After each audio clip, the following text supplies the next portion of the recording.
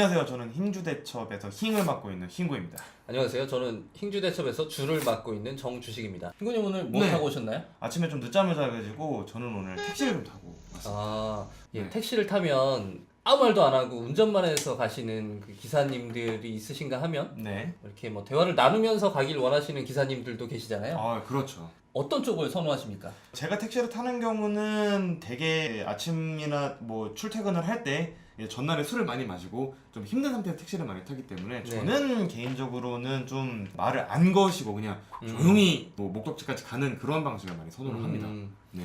저도 좀 낯선 분들하고 말하는 걸 좀 귀찮은 타입이라 네. 좀 그냥 가벼운 얘기들을 이렇게 나누는 건 대화하면서 갈 수 있죠. 그렇죠. 근데 뭐 꼭 사람 택시를 사는 타면 사람인데.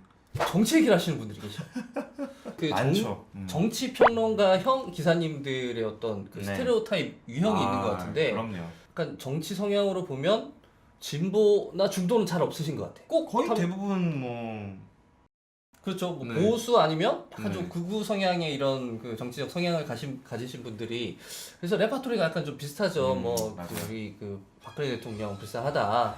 아직도 김정은 개새끼다 뭐 이런 얘기 아직도? 이런 얘기를 음. 처음 본 손님한테 왜 자꾸 그런 그 본인의 정치적 의견을 이렇게 피력하시는지 전 좀 이해할 수가 없는 것 같아요. 맞아요. 그리고 그 정치 평론가형 기사님 말고도 젊은 사람들 훈계하시는 분들 그냥 딱 타자마자 꼰대형. 아유 혹시 나이가 어떻게 되시냐 오늘 네. 처음 봤는데 또 거기서 또 둘만 타고 가야 되는데 음. 저 나이 알아서 뭐 하시길래 이렇게 얘기하니까 그렇죠. 그렇잖아요. 맞아 그래서 맞아. 몇 살입니다 그러면은 바로 이제 시작하는 거야. 음. 아 요즘에 젊은 사람들은 뭐 결혼도 안 하고 애도 안 낳고 그 저랑 무슨 상관이. 특히 여성분들의 경우에는 아직도 이런 경우가 있대요. 아침에 뭐 헐레버트 택시를 탔는데 막 아이 뭐 재수없게 첫 손님이 여자라고 아니, 그런 얘기 하시는 분들 아직도 계신다니까요. 아니 제가 이 얘기를 가장 최근에 들은 게 한 달 전이었어요. 첫 손님이 여자가 네. 타면 좀 재수가 없다 이런 뭐 속설 같은 게 있나 보죠? 아직도 그런 얘기를 하시는 분이 계신데요. 야 이거 예, 놀랍네. 그래가지고 택시 기사님들이 기분 나쁜 티를 그런 식으로 내시는 것 중에 가까운데 갈 때가 있잖아요. 가끔. 그렇죠. 아주 기본 요금 정도 거리를 갈 때 예. 재수없게 뭐 이런 막 막 쌍시온 나오고 그렇죠. 예. 젊은 남성 손님에게 그렇게 함부로 하는 기사님들이라면 힘이 조금 저보다 없는 여성이거나 아니면 노약자거나 네. 어린 손님 이런 손님들이 타면 맞아요. 더 그럴 수 있어요. 그렇죠. 예, 그럴 더 거라는 수 생각이 있어요. 좀 들어요. 예. 그 택시와 관련해서 이런저런 불편에 대한 얘기들이 많잖아요. 그렇죠. 그 우리나라 택시 서비스의 질이 좀 좋지 못하다, 좀 많이 떨어진다 이렇게 정리할 수 있을 것 같아요. 부끄러운 현실이지만 그렇습니다. 바가지 뭐 이런 문제도 좀 있고요. 원인이 어디에 있을까요? 우리나라 택시는 세 가지 특징이 있습니다. 많이 준비해 오셨나봐요. 네. 오늘 제가 좀 많이 준비해왔습니다. 한 가지씩. 네. 첫 번째는 택시가 너무 많아요. 대한민국 서울의 인구가 약 980만 명 정도 되고 뉴욕시의 인구가 약 한 880만 명 정도 됩니다. 그리고 서울 사람들만 서울에 출퇴근하는 건 아니니 그렇지. 경인 광역권 그리고 미국의 뉴욕 광역권의 인구를 비교를 해보면은 약 한 2,300만에서 400만 정도로 또 비슷비슷해요. 근데 뉴욕타임즈의 조사에 의하면 뉴욕의 택시 면허 발급 수는 약 26,000건입니다. 그런데 한국은 72,000건이에요. 서울이 뉴욕보다 택시가 약 한 3배 정도 많은 거거든요. 네, 기본적으로 택시가 굉장히 많다. 두 번째는 산업금. 한국 택시는 회사 택시를 일정 기간 이상 해야 개인 택시를 그렇죠. 몰 수 있지 않습니까? 근데 우리나라의 회사 택시는 대부분 수익의 일정 부분을 조합의 산업금으로도 납부를 해야 된단 보통 말이죠. 서울 기준으로 한 13만 원에서 14만 원 정도가 평균이라고 하더라고요. 예, 그렇습니다. 그래서 그렇게 산업금을 납부를 하게 되면은 결국 택시 기사들은 미터기 수익에 집착을 할 수밖에 없다.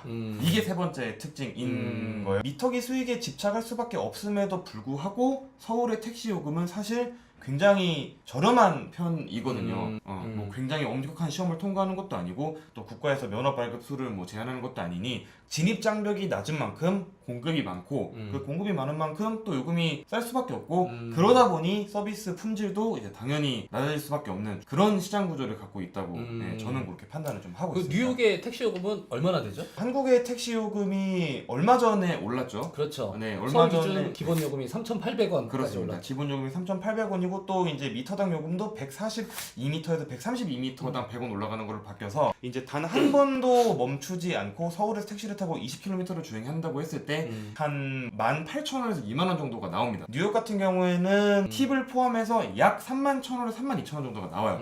결국 뉴욕의 택시 요금이 서울에 비해서 2배 정도가 더 비싸다. 근데 뉴욕의 모든 물가가 서울보다 2배 비싼 건 아니거든요. 그렇죠. 선진국 기준으로 비교를 해봤을 때 한국은 택시의 숫자도 많고 요금은 싸다. 그렇다 보니까 서비스의 질이 높을 수가 없다. 이런 그렇습니다. 진단이신 거죠. 예, 그렇습니다. 서울 법인 택시 기사님들의 어떤 근무 환경, 급여 네. 수준을 보면 네. 한 달에 월 260시간 정도를 근무하시고 급여로 217만 원 정도를 가져가신다고 합니다. 그렇습니다. 그러면 뭐 다른 대중교통은 어떤가요? 그러니까 예를 들면 서울 버스 기사 약 200시간 정도 근무를 하시고 한 달에 급여로 396만 원. 그 준공영제가 실시된 이후에 버스 기사님들의 그 실질 임금이 택시 기사보다 훨씬 올라가서 네. 택시 기사님들이 이런 부분에서도 굉장히 박탈감을 많이 느끼신다고 하더라고요. 물론 저희가 앞서서 말씀을 드렸듯이 이제 기사님들 때문에 발생하는 어떤 그런 서비스의 불편 뭐 그런 게 있지만 이게 기사님들을 탓할 문제가 아니다 라는 거예요. 구조적인 네. 문제다. 예, 이게 기본적으로 첫 번째로 미터기 수익에 집착을 하기 때문에 짧은 거리를 못 가는 거죠. 뭐 최근에 런칭된 신규 서비스들 있지 않습니까? 타다라던가 웨이고블루 택시라던가 이런 서비스들처럼 기사님들에 대해서 완전한 월 급여제를 추구하는 경우에는 이런 문제를 좀 어느 정도 해소를 할 수 있다라는 거죠. 가장 큰 특징은 아무래도 강제 배치 아니겠습니까? 그렇죠. 네, 콜이 딱 뜨면 무조건 가야 되는. 특히 타다 같은 경우에는 콜이 떠도 이 손님이 최종 목적지가 어딘지 태우기 전까지 몰라요. 예를 들어서 강남역에서 신논현역까지 간다 그랬어. 근데 기사님이 딱 도착을 했을 때는 몰라요. 이 사람 뭐 이렇게 짧게밖에 안 가라고 해도 기분이 나쁘진 않죠. 그렇죠. 왜냐면은 본인 강남역- 수익하고 상관이 네, 없으니까. 네. 그러다 보니까 강제 배차를 함으로써 택시 기사님들이 손님을 선택할 수 있는 체리피킹 문제를 사실 해결을 할 수가 있어요. 타다 같은 경우에는 기사님들의 교육을 굉장히 좀 엄격하게 시키는 것으로 알고 있습니다. 때문에 이제 기존보다 높은 서비스를 제공을 하고 택시보다 좀 한 15%에서 20% 정도 더 비싸요. 더 비싼데도 불구하고 타다도 피크 타임에는 잡기가 되게 어렵습니다. 그 택시보다 15-20% 이상 비싸지만 그럼에도 불구하고 이 가격 역시 균형 가격보다 높진 않다는 거죠. 대기열이 생기니까. 그렇기 때문에 우리가 원하는 택시 서비스, 그러니까 말 안 걸고 뭐 그냥 조용한 클래식 음악 틀어주고 뭐 이런 서비스 자체의 가격이 원래 지금보다 높아야 된다. 저는 이렇게 좀 생각을 하고 네. 있어요. 네. 타다를 제가 작년에 처음 타봤거든요. 아. 타다를 타면 기사님들이 첫 질문을 주시잖아요. 실내 온도는 괜찮으신가요? 라고 그렇죠. 물어보잖아요. 네. 그 얘기 듣고 굉장히 좀 놀랐어요.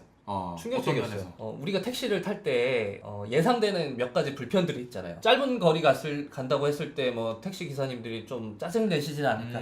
목적지가 좀 외지거나 거기서 승객이 별로 없을 걸로 예상되는 지역에 가자고 하면 그 골목에 또 안 들어가려고 하는 기사님들 계시잖아요. 그렇습니다. 아니면 실내 온도도 마찬가지로 좀 너무 덥거나 너무 춥거나. 그렇죠. 뭐 사람마다 다 그게 다른데 좀 에어컨 좀 틀어주세요, 히터 좀 틀어주세요라고 했을 때 이분이 흔쾌히 틀어주실까 혹은 불쾌하실까 뭐 이런 걱정들이 막 되잖아요. 맞아요. 짜증날까봐 말을 못 걸겠어요. 그러니까 솔직히. 내가 진짜 나 편하자고 탄 택시인데 택시를 이용할 때 이런저런 예상되는 그 스트레스들이 있단 말이죠. 타다 기사님의 그 첫 질문이 이런 서비스가 가능했구나, 이런 서비스가 가능했다는 사실을 알지 못했구나, 이런 생각이 약간 머리를 한 대 좀 맞은 듯한 느낌이 들었어요. 타다를 딱 타면 목적지까지 타다 홍보 전혀 아닙니다. 저희 방송에 그 혹시 여선웅이 사람 요거 보고 계시면은 저희 후원 한번. 그리고 타다를 타면 목적지까지 정확히 갈 거라는 믿음이 있잖아요. 맞아요. 어딜 찍든 거기까지 딱 갑니다. 그렇죠. 갈 때 막 굳이 뭐 내비로 가주세요, 어떻게 가주세요, 맞아요, 이런 얘기를 안 해도 되고 맞아. 택시 기사님들이 막 뭐 올림픽대로로 갈까요? 뭐 어느 도로로 흥정도로로 갈까요? 내가 몰라서 탔는데 그걸 물어보면 당황스럽기도 하고 그냥 내비로 가주세요라고 부탁을 드려도 고집을 부리시는 분들이 계세요. 지금 맞아요. 뭐 본인의 어떤 경험에서 나온 뭐 어떤 직관이겠지만 본인이 원하시는 길로 가시기도 하고 보통 그 직관 대부분 틀리고 대부분 그렇죠. 틀리고 그 직관 맞더라도 불안불안할 수 있지. 여성분들을 모시고 얘기를 해보면 훨씬 더 그런 불편한 사례가 많을 거예요. 최근에는 웨이고블루, 웨이고블루 택시 같은 경우에는 이제 3,000원 추가 콜비가 드는 대신에 승차 거부 없는 그런 서비스를 하자마자 기사님 하시는 말씀 3마디가 실내 온도 괜찮으세요? 음악 볼륨 괜찮으세요? 안전벨트 부탁드립니다. 타다와 차이점이라 한다면 타다는 저희가 길거리에서 막 이래서 탈 수는 없잖아요. 그렇죠. 웨이고블루는 이제 길에 만약에 빈 차 웨이고블루가 지나간다 이렇게 뭐 손 들어서 잡을 수 있는 저는 아파트 앞에 세워달라고 그랬는데 단지 안으로 들어가시려고 그러시더라고요. 그래서 아유, 막 들어가실 필요 없다.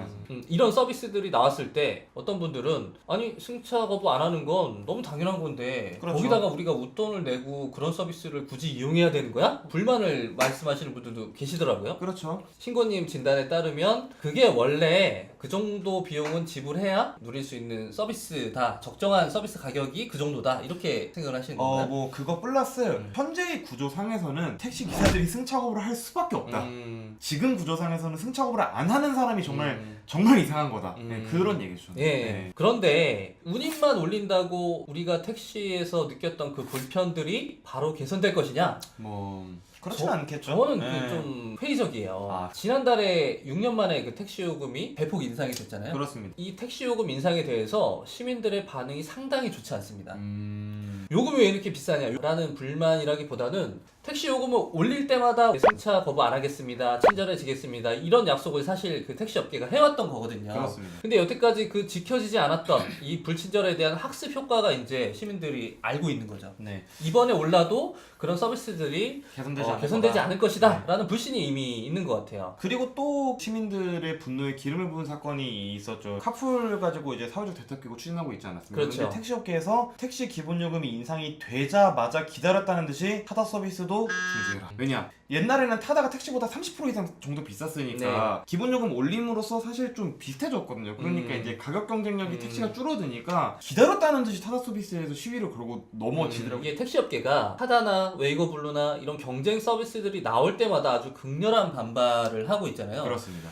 물론 이분들의 그 생존권 투쟁에 대해서는 심정적으로 아주 동의합니다. 이해는 하겠지만 이게 너무 그런 극단적인 반발로 일관하다 보니까 정부 당국에서도 합리적인 어떤 타협안, 해결, 개선 이런 것들을 좀 기대하기가 어려워지는 상황이 되는 것 같아요. 이제 택시 업계와 모빌리티 업계 갈등에 관해서 간단하게 좀 정리를 드려보자면은 2014년 8월에 우버엑스가 출시가 됐었죠. 네. 그래서 이때 처음 싸움이 시작이 됐고 그래서 이게 중단이 됐죠. 네, 이게 2년도 못 갔어요. 택시업계가 너무 극한 반발을 하니까 정부 당국 그리고 서울시가 아주 좀 강한 규제가 들어가서 사실상 이 정도 조건이라면 우리가 영업을 할 수 없는 조건이다라고 판단해서 철수를 했죠, 결국에. 그리고 나서 뛰어든 게 카카오였는데요. 카카오가 이제 2018년 10월에 카풀 전용앱을 출시를 했고 그리고 12월에 카풀 시범 서비스 출시를 또 발표를 했습니다. 또 여기 이제 택시업계가 굉장히 반발을 크게 했는데 결의대회도 하시고 특히 카카오 티택시 호출 거부 선언도 있었죠. 더불어민주당에서 택시 카풀 사회적 대타협 기구라는 걸 이제 만들었는데 사실 얘기가 잘 안 됐죠. 요 카풀과 이 택시 업계 긴장 관계는 아직까지 계속되고 있는 상황이고 그 카풀이 언제쯤 그 국내에도 도입될 수 있을지 아직은 좀 불투명한 상황이고요.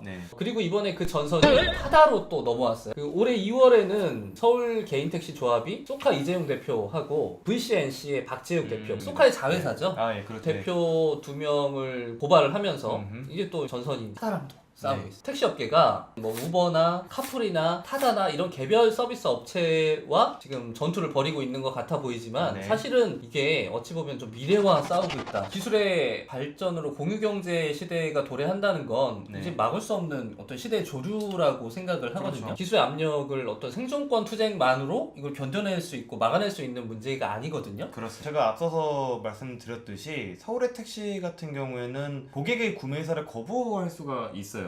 왜냐면은 운송 사업의 특징 때문에 그런 건데 예를 들어서 빵집을 한다. 그러면은 손님이 가게에 들어와서 빵을 사려고 했을 때 안 팔아요 라고 하기 쉽지 않거든요. 왜냐면은 나도 여기 있고 손님도 여기 머물러 있는 상황이기 때문에 이게 쉽지가 않은데 택시는 손님이 이렇게 해도 슝 지나가 버리면 그만이에요. 그래서 결국에 이제 이 택시 기사님들한테는 낮은 서비스 가격 대신에 고객을 고를 수 있는 어떤 권리가 반대급부적으로 주어진 거거든요. 근데 결국 또 이거는 가격이 낮아진 만큼 또 그만큼의 불편으로 고스란히 소비자한테 돌아오는 거예요. 저는 이런 상황에서는 뭐 우리나라에 뭐 우버나 뭐 리프트나 그런 기술의 발전을 통한 공유 운송 서비스가 들어온다라고 해도 이거 뭐 약간 한국화라 그러죠. 약간 요즘 용어로 헬적화라 그러는데 정말 그 K 우버가 되면은 결국 또 저품질 저가격으로 머물 수밖에 없다고 봐요. 타다나 웨이고 블루, 카풀 이런 서비스들의 등장이 시사하는 바가 뭐냐면 소비자들이 원래 그런 거야 라고 생각했던 택시의 문제들이 이제는 소비자들이 선택할 수 있는 이제 선택의 문제라고 인식이 되기 시작됐다는 거죠. 그런 불편을 마땅히 감수하지 않아도 되는 서비스들이 등장을 했으니 그렇습니다. 이제 택시 사업자들의 시대에 맞는 업데이트가 좀 필요하지 않나 이런 생각이 들어요. 결국 결론은 이거 아니겠습니까? 우리가 미래와 싸울 수는 없다. 그렇죠. 뭐 앞으로 이제 미래에 더 나은 운송 서비스의 제공을 위해서 가격을 올리는 것도 좋고 새로운 서비스를 도입하는 것도 좋지만 결국 이제 현재 산업에 종사를 하시는 분들도 미래와 싸우면서 갈 수는 없다라는 그런 인식을 좀 공유해야 되지 않나 뭐 그런 생각을